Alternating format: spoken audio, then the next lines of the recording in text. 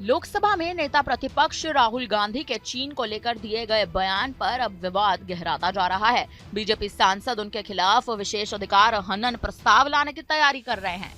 जी हां, दरअसल हाल ही में राहुल गांधी ने एक दिन पहले ही लोकसभा में इस बात का दावा कर दिया कि चीनी सैनिक भारतीय जमीन पर मौजूद हैं, जिससे सदन में जोरदार हंगामा हुआ, जोरदार कदर कटा।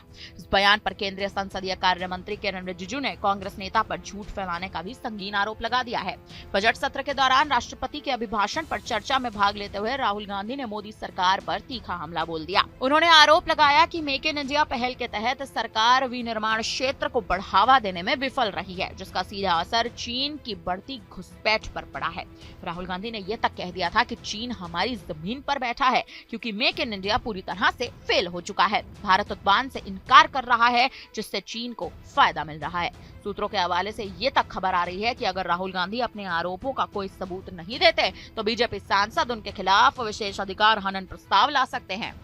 राहुल के बयान के तुरंत बाद किरण रिजिजू ने हस्तक्षेप करते हुए ये तक कह दिया था कि कांग्रेस नेता झूठा नैरेटिव गढ़ रहे हैं। उन्होंने कहा कि राहुल गांधी को इस तरह के भ्रामक और झूठे बयान देने से बचना चाहिए, इस संसदीय मर्यादाओं के खिलाफ है। किरण रिजिजू ने इसके बाद लोकसभा अध्यक्ष ओम बिरला से भी मुलाकात की थी और राहुल गांधी से उनके दावे का प्रमाण देने की भी बड़ी मांग कर दी। आपको बता दें कि कांग्रेस नेता ने अपने भाषण में बेरोजगारी का मुद्दा तक उठाया, दावा किया कि भारत ने अपने उत्पादन क्षमता चीन को सौंप दी है।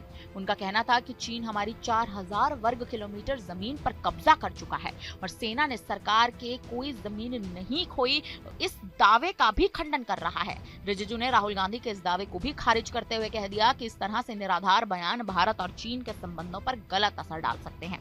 आपको विशेष अधिकार हनन प्रस्ताव के बारे में बता दें कि संसद में एक महत्वपूर्ण संसदीय प्रक्रिया होती है, जिसका इस्तेमाल तब किया जाता है जब किसी सदस्य समिति या सदन के विशेष अधिकारों का उल्लंघन होता है। संसद के सदस्यों को कुछ विशेष अधिकार दिए जाते हैं ताकि वे स्वतंत्र रूप से और बिना किसी दबाव के अपने कर्तव्यों का निर्वहन कर सके। यदि कोई व्यक्ति या सदस्य इन विशेष अधिकारों का हनन करता है या सदन को गुमराह करता है तो उसके खिलाफ विशेष अधिकार हनन प्रस्ताव लाया जा सकता है। इससे पहले भारतीय जनता पार्टी के आदिवासी समुदाय से ताल्लुक रखने वाले सांसदों के एक समूह ने राष्ट्रपति द्रौपदी मुर्मू के खिलाफ भी अपमानजनक और निंदनीय शब्दों का इस्तेमाल करने के लिए कांग्रेस संसदीय दल की नेता सोनिया गांधी के खिलाफ विशेष अधिकार हनन का नोटिस दिया था और अब कहीं ना कहीं इसी हनन का नोटिस जो है वो राहुल गांधी के खिलाफ भी आने वाले समय में जारी किया जा सकता है।